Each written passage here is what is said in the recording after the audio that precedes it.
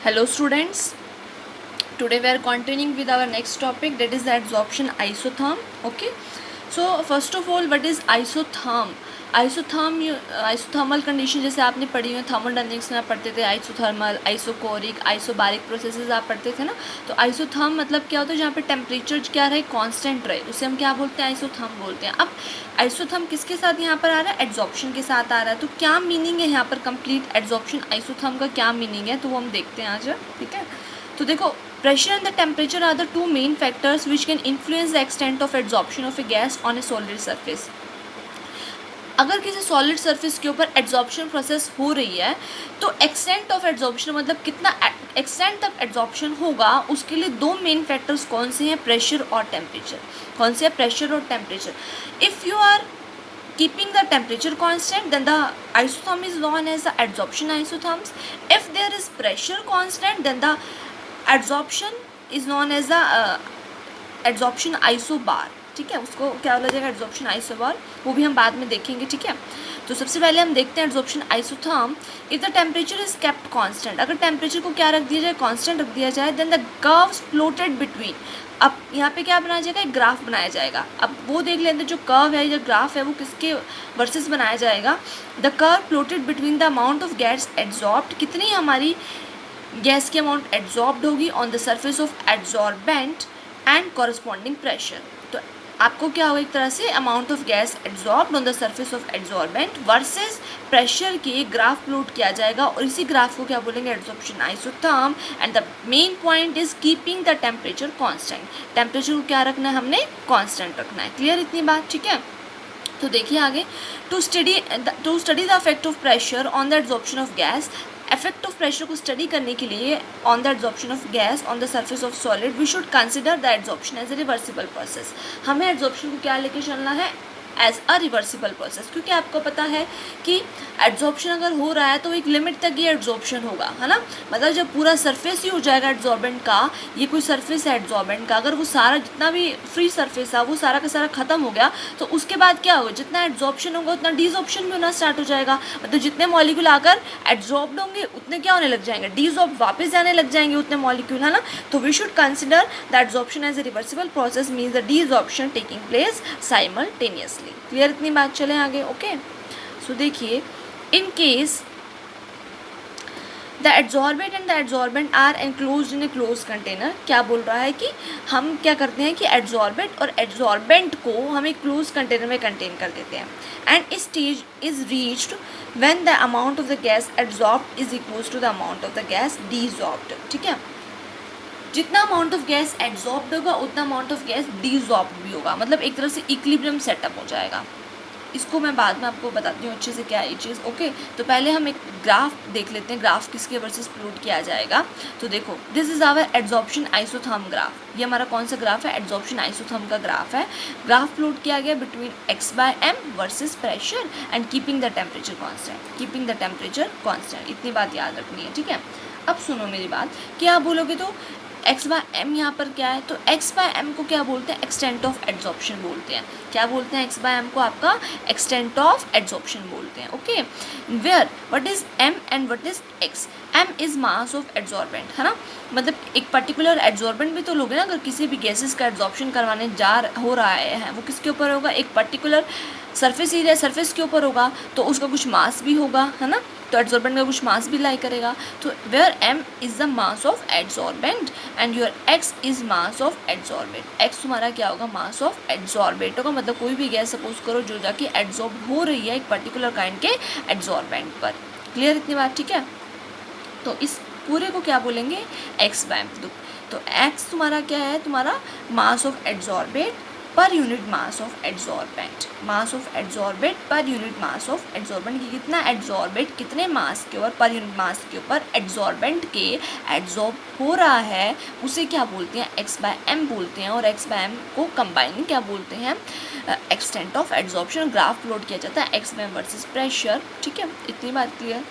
अब देखो क्या होता है यहाँ पर स्टार्टिंग में, जैसे जैसे प्रेशर हमने क्या करा, राइज़ करा, प्रेशर जैसे जैसे बढ़ाया हमने, ठीक है। प्रेशर जैसे जैसे हम बढ़ाएंगे तो क्या होगा, जो गैस एड्सॉर्बिंग पावर है ना, जो गैस के एड्सॉर्प्शन है वो जल्दी से जल्दी होने लगेगी किसके ऊपर, किसके ऊपर होने लगेगी, एड्जॉर्बेंट के ऊपर, ठीक है, किसके ऊपर, एड्जॉर्बेंट के ऊपर।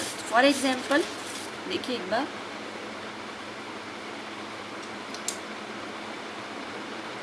ये आपका कोई क्या है, एड्जॉर्बेंट है, आपका ये क्या है, adsorbent, this is your adsorbent, ठीक है। ये कोई गैस है, ये कोई गैस है जो क्या एड्जॉर्ब होना जा रही है, ये गैस एड्जॉर्ब होने जा रही है किसके ऊपर, इस एड्जॉर्बेंट के ऊपर। तो अगर मैं प्रेशर बढ़ा दूँ गैस का, अगर मैं प्रेशर को क्या कर दूँ, इंक्रीज़ कर दूँ, मतलब पुश लगाए, एक तरह से पुश लगाया जाएगा, तो पुश लगाया जाएगा तो क्या होगा, ये जो हमारी गैस है वो जल्दी से जल्दी इसके ऊपर जाके एड्जॉर्ब होने लग जाएगी, है ना। अगर मैं गैस को एक पुश लगा दूँ तो गैस क्या होने लग जाएगी, जल्दी से जल्दी एड्जॉर्ब होने लग जाएगी एड्जॉर्बेंट के ऊपर। मतलब प्रेशर इंक्रीज़ करने से जो आपका x/m वैल्यू होगा, मतलब x/m को कंबाइन में क्या बोलते हैं, एक्सटेंट ऑफ एड्जॉर्प्शन बोलते हैं, x/m को कंबाइन में हम क्या बोलते हैं, एक्सटेंट ऑफ एड्जॉर्प्शन बोलते हैं। तो वो इंक्रीज़ करने लग जाएगा, एक्सटेंट ऑफ एड्जॉर्प्शन क्या करने लग जाएगा, इंक्रीज़ करने लग जाएगा। क्लियर इतनी बात, ठीक है। अब मेरी बात सुनो, जैसे आप प्रेशर अप्लाई करते जा रहे हो, लेकिन प्रेशर को अप्लाई करने की भी तो लिमिट होगी, है ना। ऐसा तो नहीं कि जितना चाहे मन करो उतना प्रेशर बढ़ा दो, नो, प्रेशर को अप्लाई करने की भी तो एक लिमिट होगी। मतलब जितना हाई से हाई प्रेशर आप अप्लाई कर सकते थे एक पर्टिकुलर गैस को एड्जॉर्ब करवाने के लिए ओवर द एड्जॉर्बेंट, उतना प्रेशर आपने अप्लाई कर दिया। और प्लस दूसरी चीज़ क्या कि ये जगह भी तो खाली होनी चाहिए ना एड्जॉर्बेंट की, एड्जॉर्बेंट की जितने वैकेंट साइड्स हैं उतना तो एड्जॉर्ब कराएगा ना गैसेस को। उसकी वैकेंट साइड्स ख़त्म हो गई तो उसके बाद कितना भी चाहे प्रेशर लगा लो तो तुम्हारा गैस एड्जॉर्ब नहीं हो सकता। टू मेन थिंग्स पर फोकस करो। क्या दो मेन थिंग्स यहाँ पर मैं बोल रही हूँ कि सबसे पहले प्रेशर की भी एक लिमिट हो गई, है ना, कि तुम जितना मैक्सिमम प्रेशर लगा सकते थे उतना तुमने लगा दिया। सेकेंड थिंग इज़ कि अगर एड्जॉर्प्शन होना है, अगर एड्जॉर्प्शन होना है तो क्या होगा, ये वैकेंट साइट्स होनी चाहिए हमारे पास, ये वैकेंट साइट्स होनी चाहिए। अगर ये वैकेंट साइट्स से हमारी क्या होगी, फिल होगी सारी की सारी, ये सारी की सारी वैकेंट साइट्स हमारी क्या होगी, फिल हो गई, तो क्या उस टाइम एड्जॉर्प्शन होगा, उस टाइम भी एड्जॉर्प्शन नहीं होगा, है ना। तो अब उसके बाद जब हमारी सारी की सारी वैकेंट साइट्स क्या हो जाती हैं, फिल हो जाती है, तो जितना भी हाई प्रेशर अगर आप अप्लाई कर दो, आपका जो एड्जॉर्प्शन होगा ना, एक्सटेंट ऑफ एड्जॉर्प्शन होगा वो कांस्टेंट हो जाएगा। जब सारी की सारी वैकेंट साइट्स क्या हो जाएंगी, आपकी कंप्लीटली फिल्ड हो जाएंगे, मतलब एड्जॉर्बेंट के ऊपर अब कोई वैकेंट साइट नहीं बची है, तो कितना भी तुम हाई प्रेशर लगा लोगे तो तुम्हारा जो एक्सटेंट ऑफ एड्जॉर्प्शन होगा वो क्या हो जाएगा, कांस्टेंट हो जाएगा। मतलब at higher pressure extent of absorption is constant, whereas at lower pressure the extent of absorption आपका प्रेशर के डायरेक्टली प्रोपोर्शनल होना चाहिए, है ना। तो यहाँ से आपकी दो चीज़ निकल कर आई, देखो, एक तो लो प्रेशर का केस लेके चलती हूँ मैं, एक हाई प्रेशर का केस लेके चलती हूँ, एक लो प्रेशर का और एक हाई प्रेशर का। लो प्रेशर का मतलब क्या है कि जब x/m कि तुम प्रेशर लगाते जा रहे हो एड्जॉर्प्शन होता जा रहा है, प्रेशर लगाते जा रहे हो एड्जॉर्प्शन होता जा रहा है, मतलब x/m is directly proportional to p⁻1, है ना। मतलब डायरेक्टली प्रोपोर्शनल, जितना प्रेशर लगाओगे उतना एड्जॉर्प्शन होगा, है ना, जितना प्रेशर लगाओगे उतना क्या होगा, एड्जॉर्प्शन होगा। और हायर प्रेशर पे क्या होगा, what happens at the higher pressure, कि अब जितना भी चाहे मर्जी प्रेशर लगा दो, तुम्हारे एड्जॉर्बेंट के ऊपर फ्री वैकेंट साइड से नहीं बची है तो एड्जॉर्प्शन होगा ही नहीं। इसका मतलब उस टाइम x/m क्या होगा, p⁻0 के प्रोपोर्शनल होगा। मतलब जितना चाहे मर्जी प्रेशर लगा लो तुम्हारा एड्जॉर्प्शन अब नहीं होगा, बिकॉज एड्जॉर्बेंट के ऊपर कोई भी वैकेंट साइड्स फ्री नहीं, वैकेंट साइड्स हैं ही नहीं। अब ये दो मेन थिंग्स से ये बात याद रखनी है। क्लियर होगी इतनी बात, ठीक है। तो यही हमारा सारा क्या है, एड्जॉर्प्शन आइसोथर्म है। ओके, तो देखो अब जितना भी हाई प्रेशर लगा लो तुम्हारा एड्जॉर्प्शन नहीं होने वाला, ये बात बोला। तो सबसे पहले ग्राफ कैसा होगा, एक तरह से इंक्रीज़ हो रहा है, मतलब प्रेशर बढ़ाने से एक्सटेंट ऑफ एड्जॉर्प्शन क्या हो रहा है, इंक्रीज़ हो रहा है, ये इंक्रीज़ हो रहा है आपका। उसके बाद ये कांस्टेंट हो रहा है, मतलब जितना चाहे मर्जी प्रेशर लगा लो, पैरेलल लाइन आ जाना प्रेशर एक्सिस के, मतलब एक्सटेंट ऑफ एड्जॉर्प्शन कांस्टेंट हो जाना। ये जो पैरेलल लाइन आ रही है ना प्रेशर एक्सिस के, इसका मतलब क्या है कि एक्सटेंट ऑफ एड्जॉर्प्शन जो तुम्हारा x/m है वो क्या हो जाएगा, कांस्टेंट हो जाएगा। कितना चाहे मर्जी प्रेशर लगा लो, मतलब उस टाइम प्रेशर क्या हो गया, सेचुरेटेड हो गया है, उस टाइम प्रेशर क्या हो गया, सेचुरेटेड हो गया। इसी प्रेशर को क्या बोलते हैं, सेचुरेशन प्रेशर। क्या बोलते हैं इसी को, सेचुरेशन प्रेशर बोलते हैं। देखो the x/m at equilibrium pressure, the x/m reaches its maximum value. x/m कहाँ चला जाएगा, अपनी मैक्सिमम वैल्यू पर चला जाएगा। That is no more adsorption takes place. इससे ज़्यादा एड्जॉर्प्शन अब नहीं होने वाला, इससे ज़्यादा एड्जॉर्प्शन अब नहीं होने वाला। Even if the pressure further increase, अगर तुम प्रेशर को फर्दर इंक्रीज करते हो तो भी तुम्हारा और ज़्यादा एड्जॉर्प्शन नहीं होने वाला। And this PS is known as this PS is known as your saturation pressure. इसी पीएस को तुम क्या बोलोगे, सेचुरेशन प्रेशर बोलोगे, ठीक है।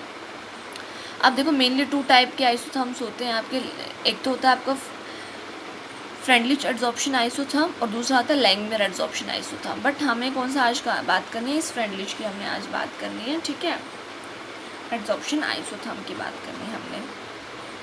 चले आगे, ओके। हाँ जी, तो देखिए फ्रूटलिच भी बोल देते हैं इसको, ठीक है। तो फ्रूटलिच फ्रेंडलिच अगर जैसे भी आप प्रोनाउंस करना चाहो, तो Freundlich adsorption isotherm, it gives the relation of the quantity of the gas adsorb per unit mass of the adsorbent.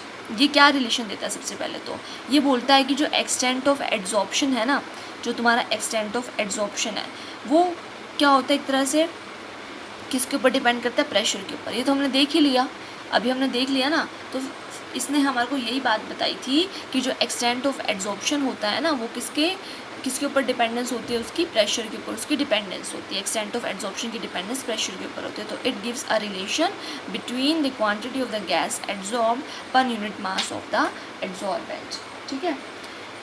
मतलब x/m एंड प्रेशर के ऊपर ये क्या देता है, हमारे को रिलेशन प्रोवाइड करता है। और टेम्परेचर यहाँ पे क्या आइसोथर्म है, तो मतलब टेम्परेचर रहेगा कॉन्स्टेंट। यही वाला ग्राफ है जो पीछे मैंने सारा समझा कर आई हूँ तुम्हें, वही चीज़ है, कोई ज़्यादा खास नहीं है इसमें। तो देखो from this graph it is clear that, इस ग्राफ से क्लियर क्या क्या चीज़ें हो रही हैं एट द लोअर प्रेशर, कि लो अगर प्रेशर है, लो प्रेशर मतलब यहाँ से होगा, ये लो प्रेशर है यहाँ पर, ये लो प्रेशर की रेंज है। फिर ये लो प्रेशर की रेंज और ये फिर ये हाई प्रेशर की रेंज है। जब ये पैरेलल हो जाता है, ये पैरेलल हाई प्रेशर पे पैरेलल हो जाता है ना, तो ये हाई प्रेशर की रेंज है। ये लो प्रेशर की है, ये तुम्हारी क्या हाई प्रेशर की रेंज है, ठीक है। मैंने थोड़ा सा डार्क कर दिया इसको, आपको पता चल जाता है कि this is low, this is your high, okay. ये लो, I am writing over here, this is your high pressure. Now at low pressure graph is almost straight line, क्योंकि अब प्रेशर जितना अप्लाई करते जाओगे उतना एड्जॉर्प्शन होता जाएगा। उसके बाद जब वैकेंट साइड्स फिल हो जाएंगे, उसके बाद जितना भी मर्जी प्रेशर लगा लो, एड्जॉर्प्शन क्या हो जाएगा, कांस्टेंट, मतलब parallel to the pressure axis. Pressure axis की क्या हो जाएगा, ये पैरेलल हो जाएगा। तो at lower pressure the graph is almost straight line, ठीक है। इसका मतलब x/m is directly proportional to p की पावर 1। जो तुम्हारा x/m होगा वो किसके डायरेक्टली प्रोपोर्शनल होगा, p की पावर 1 के, और x/m is equal to kp की पावर 1। x/m किसके इक्वल हो जाएगा, k। देखो डायरेक्टली प्रोपोर्शनल का साइन हटाओगे तो क्या लगाओगे, कांस्टेंट लगाओगे, तो क्या हो जाएगा k, p की power 1 where k is your constant, ठीक है। अब बात करो हायर प्रेशर की, अब बात करो हायर प्रेशर की। हायर प्रेशर पे क्या है, वैकेंट साइड्स फिल हो गई, जितना जब मर्जी प्रेशर लगाओ, प्रेशर सैचुरेटेड हो गया तुम्हारा। अब उसके बाद मतलब प्रेशर भी एक मैक्सिमम लिमिट तक जा चुका है, यू कैन से कि वैकेंट साइड्स फिल हो चुके हैं। तो जितना चाहे मर्जी आप गैसेज प्रेशर लगा रहे हो, गैसेज अप्लाई हो रहा है, तो एब्जॉर्प्शन नहीं होने वाला है। So the value of the x/m becomes almost constant. देखो पैरेलल जो चीज़ पैरेलल होती है ना, ये पैरेलल लाइन किसकी है, x/m की वर्सेस प्रेशर, मतलब पैरेलल टू प्रेशर। तो समझ जाना कि जब भी कुछ चीज़ पैरेलल हो तो वो कांस्टेंट होती है, जब भी कुछ चीज़ क्या हो ग्राफ में पैरेलल हो तो वो कांस्टेंट रहती है। सो x/m इज कांस्टेंट, तो x/m is equal to constant. Constant का मतलब क्या, p की पावर 0, p की पावर 0 मतलब प्रेशर को कोई इफेक्ट ही नहीं पड़ रहा। p की पावर 0 कब लगाते हैं, जब किसी चीज़ का कोई इफेक्ट नहीं पड़ रहा। जैसे कि मैं तुम्हें एग्जांपल दूँ, हमने केमिकल काइनेटिक्स कर चुके हैं। अब हम उसमें हमने क्या पढ़ रहा था, केमिकल काइनेटिक्स में हमने कि जीरो ऑर्डर रिएक्शन के लिए हम क्या लिखते थे, कंसंट्रेशन की पावर 0 लिख रहे थे। क्यों लिख रहे थे, बिकॉज कंसंट्रेशन पर डिपेंड ही नहीं कर रहा। फिर फर्स्ट ऑर्डर के लिए हम कंसंट्रेशन की पावर 1 कर रहे थे, सेकंड ऑर्डर के लिए हम 2 कर रहे थे। ऐसे ही यहाँ पर क्या है, हायर प्रेशर पे ये क्या हो जाएगा, p की पावर 0 हो जाएगा। यहाँ पे फिर कांस्टेंट लगाओ तो x/m is equal to kp की पावर 0। इतनी बात तो होगी लो और हाई प्रेशर की। अब देखो, अब अच्छा ये वाला प्रेशर तुम्हें कौन सा पता है ना, सैचुरेटेड प्रेशर है, PS है ये वाला तुम्हारा। अच्छा अब इन दोनों के बीच में भी तो कुछ होगा ना, इंटरमीडिएट रेंज होगा प्रेशर का, मतलब ये वाला, ये जो मैंने बोल्ड करा ये तो लो और हाई का हो गया। अभी जो बीच का पार्ट है ये भी तो कुछ ना कुछ होगा, ये बीच वाला पार्ट है ना। तो ये जो तुम्हारा बीच वाला पार्ट है ये हमारा किस में आएगा, इंटरमीडिएट रेंज के अंदर आएगा। किस में आएगा, ये तुम्हारा इंटरमीडिएट रेंज में। हाँ जी, तो ये बीच वाला पार्ट किस में आएगा, इंटरमीडिएट रेंज ऑफ प्रेशर के बीच में आएगा। देखो तो इंटरमीडिएट रेंज के लिए क्या लिखा हुआ है मैंने, x/m is directly proportional to p की पावर 1/n। अब आप बोलो कि ऐसे क्यों लिख दिया, p की पावर 1/n क्यों लिख दिया। देखो क्यों लिख दिया p की पावर 1/n, हायर प्रेशर पे 0 के डायरेक्टली प्रोपोर्शनल है p की पावर, लोअर प्रेशर में p की पावर 1 के डायरेक्टली प्रोपोर्शनल है। हायर पे 0 के, लोअर पे p की पावर 1 के। तो इंटरमीडिएट में जो वैल्यूज़ होंगी वो कहाँ से कहाँ लाई करेंगी, बिटवीन 1 to 0 या 0 to 1। भाई हायर प्रेशर पे 0 के डायरेक्टली प्रोपोर्शनल है पावर, लो पे P की पावर 1 के डायरेक्टली प्रोपोर्शनल। तो जो बीच का इंटरमीडिएट रेंज है उसमें कहाँ से कहाँ तक वैल्यूज़ लाई करेंगी, 0 to 1 लाई करेगी। 0 to 1 मतलब क्या होगा, देखो कुछ मे बी फ्रैक्शनल भी हो सकती हूँ मे बी, है ना। तो बीच में क्या लाई करेंगी, तुम्हारी वैल्यूज़ 0 से 1 तक लाई करेंगी, ठीक है, इंटरमीडिएट रेंज के अंदर। तो इसलिए उसको हमने क्या लिख दिया, 1/n लिख दिया, ठीक है। 0 से लेकर 1 में लाई करेंगे तो क्या लिख दिया, इसको 1/n लिख दिया, ठीक है। सो यहाँ भी क्या लगाओगे, डायरेक्टली प्रोपोर्शनल का साइन हटाओगे तो के कांस्टेंट लगाओगे, वो क्या आ जाएगा, Kp की पावर 1/n आ जाएगा for intermediate range of pressure. Clear इतनी बात। आगे सुनिए, ये वाला ग्राफ देखिए, एक्स बैम वर्सेस प्रेशर ही बना रखा है, एड्सॉर्प्शन आइसोथर्म बना रखा है, बट एट कॉन्स्टेंट टेम्परेचर भी बना रखा है, बट ये जो कर्व्स हैं वो अलग अलग है। एक कर्व ये, एक कर्व ये, एक कर्व ये। अब तक हम एक कर्व पढ़ रहे थे, मतलब एक ही टेम्परेचर को लेके चल रहे थे। ये जो ग्राफ तुम पढ़ रहे थे ना, वो एक ही टेम्परेचर, एक पर्टिकुलर टेम्परेचर T पे चल रहे थे। अभी जो ग्राफ है ना, वो अलग अलग टेम्परेचर से बनाया हुआ है। मतलब अगर हम इस टेम्परेचर पे देखें तो हमारे को ये एड्सॉर्प्शन आइसोथर्म का कर्व मिलता है, इस टेम्परेचर पे देखें तो ये कर्व मिलता है हमारे को, इस टेम्परेचर पे देखें तो ये वाला कर्व मिलता है। अब ऐसा क्यों हो रहा है कि तुम्हारा टेम्परेचर चेंज करने से एड्सॉर्प्शन आइसोथर्म का जो कर्व है वो चेंज हो रहा है। तो देखो, जैसे जैसे टेम्परेचर इंक्रीज़ कर रहे हो, 200 से 240 आए, 240 से 273 आए, जैसे टेम्परेचर चेंज कर रहे हो तो क्या एड्सॉर्प्शन, एक्सटेंट ऑफ एड्सॉर्प्शन नीचे की तरफ आ रहा है। कर्व कहाँ आ रहा है, नीचे की तरफ आ रहा है। मतलब तुम्हारा एक्सटेंट ऑफ एड्सॉर्प्शन क्या कर रहा है, डिक्रीज़ कर रहा है। जैसे जैसे तुम क्या कर रहे हो, टेम्परेचर को इंक्रीज़ कर रहे हो ना, तो तुम्हारा कर्व नीचे की तरफ आ रहा है, नीचे की तरफ आ रहा है, तो तुम्हारा मतलब एक्सटेंट ऑफ एड्सॉर्प्शन क्या कर रहा है, डिक्रीज़ कर रहा है। ये क्यों डिक्रीज़ कर रहा है, देखो समझो, यहाँ पर जो एड्सॉर्प्शन होता है तुम्हारा, जो तुम्हारा एड्सॉर्प्शन होता है वो बताओ क्या सा होता है, एक्सोथर्मिक होता है। एड्सॉर्प्शन जो होता है, एक्सो होता है, एंड होता है। सोचो फटाफट क्या होता है, बताओ जल्दी। Adsorption is your exothermic process, इसमें हीट रिलीज होती है, हमने पढ़ी थी ये बात। डेल्टा एच क्या होता है, नेगेटिव होता है। डेल्टा एच क्या होता है, तुम्हारा नेगेटिव होता है। तो according to Le Chatelier principle, Le Chatelier principle हमें क्या बोलता था, according to Le Chatelier principle वो क्या बोलेगा, अगर तुम्हारा क्या कर रहा है, एक रिएक्शन, आपका रिएक्शन प्रोसीड हो रहा है, ये आपकी क्या होगी, बैकवर्ड हो गई, ये आपका क्या हो गया, फॉरवर्ड हो गई, ये बैकवर्ड हो गई, फॉरवर्ड हो गया, ठीक है। सपोज रिएक्टेंट प्रोडक्ट कुछ भी मान के चलो, है ना। तो ये तुम्हारा बैकवर्ड हो गया और तुम्हारा फॉरवर्ड, रिएक्टेंट से प्रोडक्ट फॉरवर्ड और प्रोडक्ट से रिएक्टेंट बैकवर्ड। अच्छा, तुम्हारे इसमें क्या निकल रहा है, एड्सॉर्प्शन में हीट निकल रहा है। जब भी एड्सॉर्प्शन होता है तो हीट निकलता है, मतलब हीट निकल रहा है, प्लस हीट निकल रहा है। तो ली चैटलियर प्रिंसिपल क्या कहेगा कि अगर तुम टेम्परेचर इंक्रीज़ करते हो तो इक्विलिब्रियम कहाँ शिफ्ट होगा। अगर तुम टेम्परेचर इंक्रीज़ करते हो तो इक्विलिब्रियम कहाँ शिफ्ट होगा, इक्विलिब्रियम वहाँ शिफ्ट होता है to undo the effect of the applied change, है ना। इक्विलिब्रियम तो वहाँ शिफ्ट होता है, तो इसमें तो क्या निकल रहा है, हीट निकल रहा है। तो मतलब फॉरवर्ड तो जाएगा नहीं, इक्विलिब्रियम कहाँ जाएगा, इक्विलिब्रियम बैकवर्ड चला जाने की कोशिश करेगा।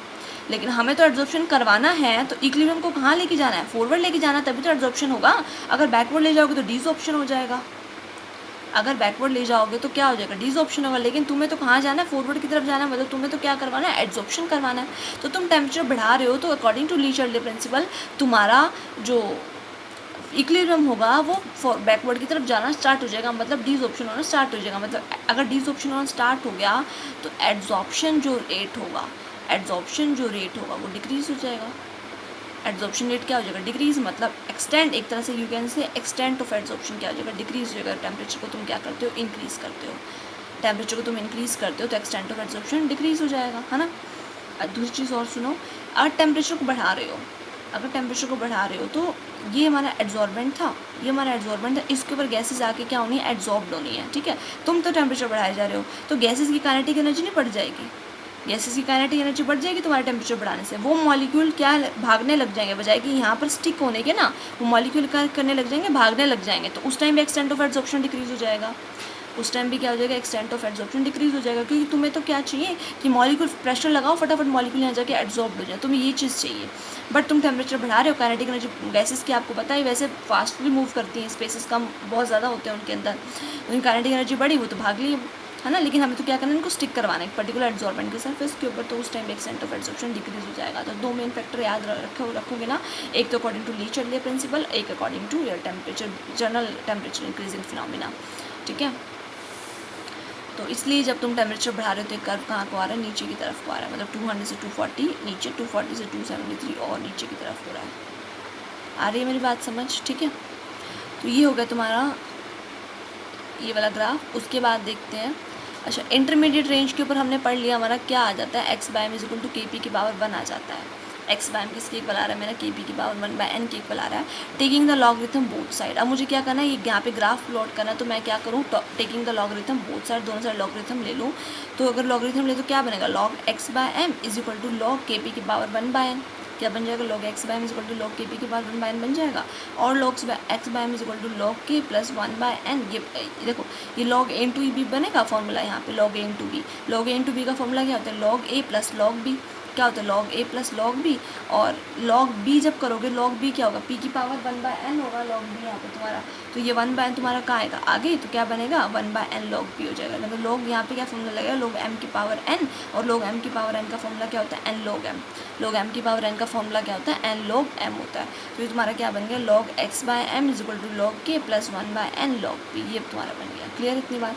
अब ग्राफ लोड करो, कंपेयर करो उसको स्ट्रेट लाइन इक्वेशन से। Straight line equation you very well know क्या होती है, y is equal to c plus m x. ठीक है, तो ग्राफ प्लॉट करना है y वर्सेस x, मतलब y पे क्या होगा log x बाय m, तो y पे होगा log x by m, x पे क्या होगा log p, ये रहा x पे क्या होगा log p। ठीक है, m अच्छा ग्राफ देखो, सबसे पहले इंटरसेप्ट 0 नहीं है, इंटरसेप्ट की वैल्यू कितनी है log के, कंपेयर करो इंटरसेप्ट की वैल्यू कितनी है log के, तो इसका मतलब ग्राफ कभी भी ओरिजिन से स्टार्ट नहीं होगा।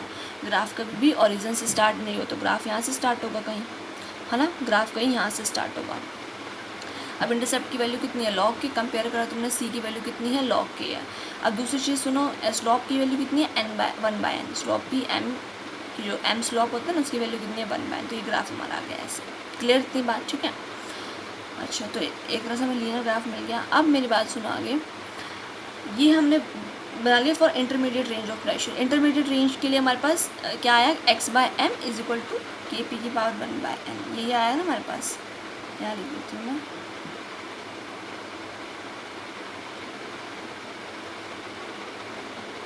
ये आया हमारे पास x by m is equal to k p के power 1 by n. Now when your 1 by n is equal to 0, जब तुम्हारा 1 बाय एन 0 होगा, तो मुझे बताओ एन की वैल्यू क्या होगी। जब तुम्हारा 1 बाय एन 0 होगा, तो तुम्हारी एन की वैल्यू क्या होगी, what is the value of N.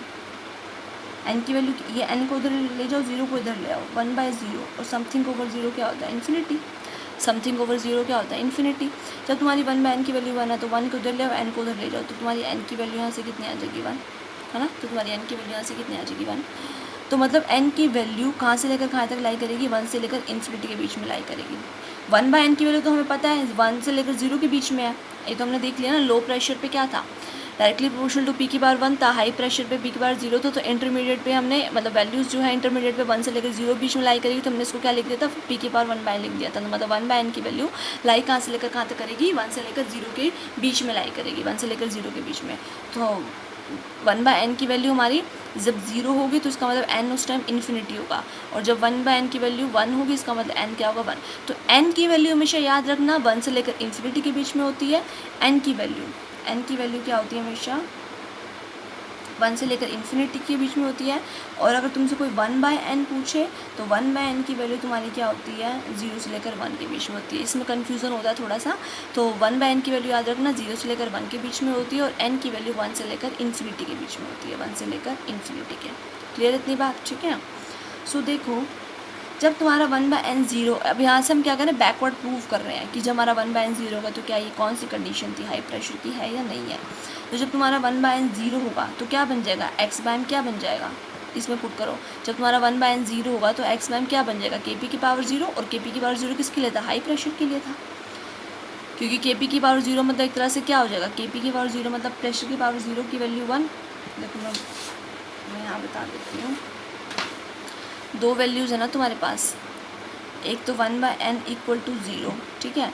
तो x बाय एम जो होता है वो किसके इक्वल होता है, के पी की पावर 1 बाय एन के इक्वल होता है। जब तुम्हारा 1 बाय एन 0 है, तो क्या बन जाएगा, के पी की पावर 0, समथिंग की पावर 0 1, तो ये क्या हो जाएगा, खाली k। तो x बाय एम कॉन्स्टेंट हो गया, और कॉन्स्टेंट कब होता है, हाई प्रेशर पे।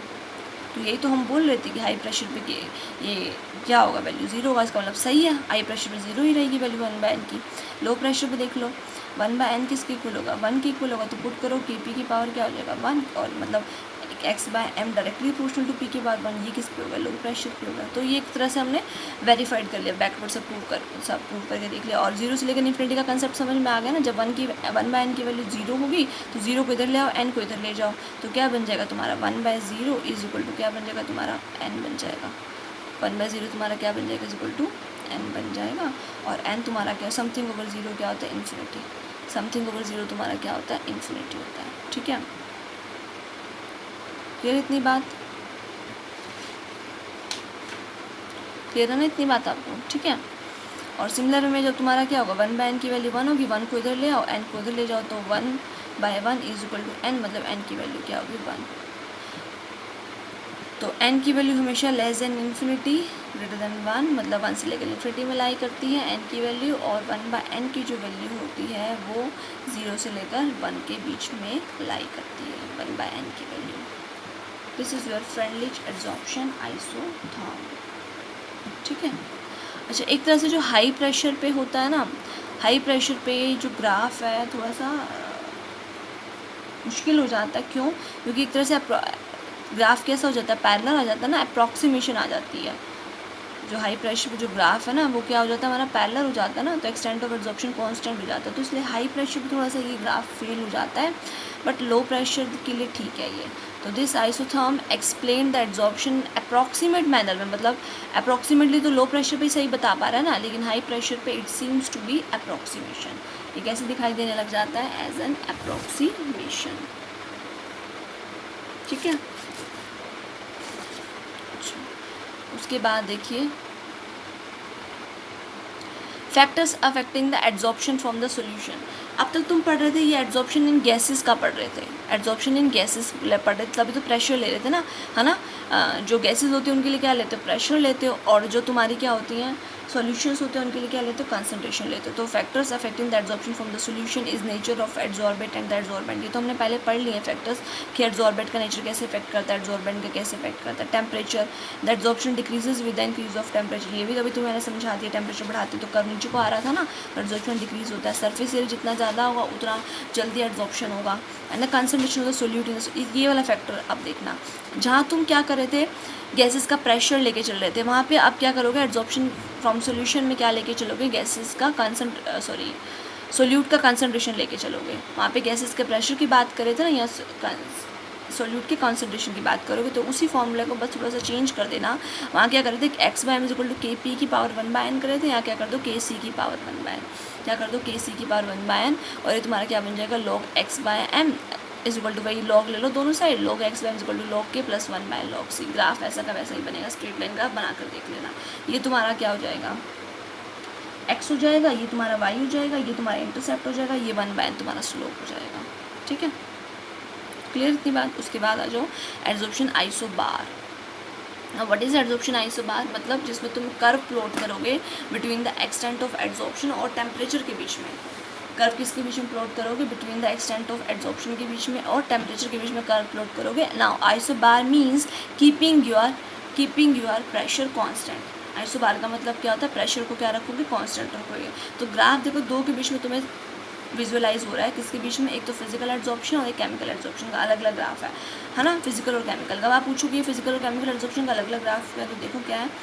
अभी मैंने आपको एक चीज़ समझा दी कि टेम्परेचर बढ़ाने से क्या होने वाला है, आपका एक्सटेंट ऑफ एड्जॉर्प्शन डिक्रीज करने वाला। तो ग्राफ ऐसे आएगा नीचे की तरफ, क्योंकि तुम्हारा टेम्परेचर तुम बढ़ा रहे हो। देखो तुम इस साइड मूव कर रहे हो, टेम्परेचर को इंक्रीज़ कर रहे हो, है ना, तुम इस साइड मूव कर रहे हो, टेम्परेचर को क्या कर रहे हो, सॉरी इंक्रीज़ कर रहे हो, तो तुम्हारा एक्सटेंट ऑफ एड्जॉर्प्शन डिक्रीज़ करेगा। किसके अकॉर्डिंग होगा बताओ, अभी समझाया बिल्कुल अच्छे से, ली चार्डलर प्रिंसिपल के अकॉर्डिंग। ये एड्जॉर्प्शन कौन सा प्रोसेस होता है, एक्सोथर्मिक प्रोसेस होता है, उसमें क्या निकलती है, हीट निकलती है। तो ली चार्डलर प्रिंसिपल क्या बोलेगा कि हमारा जो इक्विलिब्रियम होगा वो बैकवर्ड जाने की कोशिश करेगा, तो मतलब एक्सटेंट ऑफ एड्जॉर्प्शन को क्या करेगा, डिक्रीज़ करेगा, है ना। बट ये केमिकल एड्जॉर्प्शन के लिए ऐसा ग्राफ क्यों आ रहा है, केमिकल एड्जॉर्प्शन के लिए क्यों स्टार्टिंग में इंक्रीज़ कर रहा है फिर डिक्रीज़ कर रहा है। देखो केमिकल एड्जॉर्प्शन होता है तो केमिकल बॉन्ड्स बनते हैं, केमिकल एड्जॉर्प्शन में क्या बनते हैं, केमिकल बॉन्ड्स बनते हैं। और आपको पता है केमिकल बॉन्ड्स की फॉर्मेशन के लिए there is a requirement of activation energy. Chemical bond की फॉर्मेशन के लिए क्या चाहिए होती है, एक्टिवेशन एनर्जी चाहिए होती है। तो उस एक्टिवेशन, सबसे पहले जो टेम्परेचर जा रहा है ना, वो टेम्परेचर कहाँ पे जा रहा है, एक्टिवेशन एनर्जी एक तरह से प्रोवाइड करने के लिए जा रहा है। जो स्टार्टिंग में जो टेम्परेचर आप दे रहे हो ना, इंक्रीज़ कर रहे हो जो स्टार्टिंग में आप टेम्परेचर, वो क्या कर रहा है, एक्टिवेशन एनर्जी प्रोवाइड कर रहा है, मतलब बैरियर को क्रॉस करने में हेल्प कर रहा है। बैरियर को आपको मैंने समझाया था ना, एक्टिवेशन एनर्जी का पॉइंट समझाया था मैंने आपको, ग्राफ समझाया था। ऐसा ग्राफ होता है जिससे सपोज रिएक्टेंट से हमें कहाँ जाना है, प्रोडक्ट की तरफ जाना है, इतनी एनर्जी तो रिएक्टेंट के पास प्रेजेंट है। यहाँ से लेकर जो यहाँ तक की एनर्जी होती है उसे हम क्या बोलते हैं, ई ए एक्टिवेशन एनर्जी बोलते हैं। मतलब इस बैरियर को, इसको क्रॉस करके तो प्रोडक्ट बनेगा ना, तो यहाँ से लेकर यहाँ तक की जो एनर्जी है वो क्या है, एक्टिवेशन एनर्जी। मतलब the minimum extra amount of the energy, minimum extra amount of the energy that is required to convert the reactant into product. जो रिएक्टेंट को प्रोडक्ट में कन्वर्ट करने के लिए ज़रूरत है हमारे को, उसे हम क्या बोलते थे, एक्टिवेशन एनर्जी बोलते थे। तो जो स्टार्टिंग में तुम टेम्परेचर दे रहे हो ना, वो कहाँ जा रहा है, इस एक्टिवेशन एनर्जी को मतलब एक बैरियर को क्रॉस करने में यूज़ हो रही है। उसके बाद फिर तुम्हारा डिक्रीज़ होने लग जाएगा, जैसे फिजिकल एब्जॉर्प्शन के लिए डिक्रीज़ होता है। ठीक है, तो देखो स्टार्टिंग में इंक्रीज़ हुआ, फिर क्या होगा, तुम्हारा डिक्रीज़ हो गया। क्लियर इतनी बात? तो आगे मैंने बस तुम्हारे लिए नोट करके लिख दिया है, तो देखो एक बार। As we know the adsorption is a dynamic equilibrium, मतलब अभी आपको पता है, मैंने कहा था एड्जॉर्प्शन डायनामिक इक्विलिब्रियम में रहता है, मतलब जिसमें एड्जॉर्प्शन डिसॉर्प्शन साथ साइमल्टेनियसली प्रोसेसेस मानी जाती हैं। Which the forward process adsorption जो होती है एक्सोथर्मिक होती है, और बैकवर्ड प्रोसेस डिसॉर्प्शन क्या होती है, एंडोथर्मिक होती है। तो अगर हम फॉरवर्ड की प्रोसेस की बात करें, एक्सटेंट ऑफ एड्जॉर्प्शन की बात करें, तो एड्जॉर्प्शन की बात करें ना, तो डेल्टा एच नेगेटिव होगा। So applying the Le Chatelier principle, the increase of temperature will favour the backward process, backward को फेवर करेगी, मतलब एड्जॉर्प्शन क्या करेगा, डिक्रीज करेगा। But so the physical adsorption isobar shows a decrease in the x by value, x by मतलब extent of adsorption में decrease दिखाएगा throughout the rise in temperature, से टेम्परेचर बढ़ाते जाओगे वो डिक्रीज दिखाएगा। But the chemisorption shows initial increase, पहले increase दिखाएगा फिर डिक्रीज दिखाएगा, because the initial increase is due to the heat supplied as an activation energy. Starting में जो इंक्रीज है वो किस वजह से हो रहा है, कि जो हीट सप्लाइड हो रही है वो एज एन एक्टिवेशन एनर्जी जा रही है सिस्टम को, एंड उसके बाद वो डिक्रीज होने लग जाएगा, जिससे तुम्हारा फिजिकल एड्जॉर्प्शन पीरियड डिक्रीज होता है। तो ये तो हो गया तुम्हारा एड्जॉर्प्शन आइसोबार। तो आज हमने क्या क्या पढ़ लिया, एड्जॉर्प्शन आइसोथर्म पढ़ लिया और एड्जॉर्प्शन आइसोबार हमने पढ़ लिया। ठीक है, सो आई होप सो इतना क्लियर हो गया होगा आपको। मोस्ट इम्पॉर्टेंट है, बहुत अच्छे से करना है इसे। ठीक है, अगर कुछ नहीं समझ आए तो फिर से बैकवर्ड जाके पॉज करके फिर से सुनो, फिर से देखो और some try to understand the concept. Okay, so if you liked it, so please like the video, share it, subscribe it if you haven't yet. Okay, thank you all. We will continue the next topic in the next video.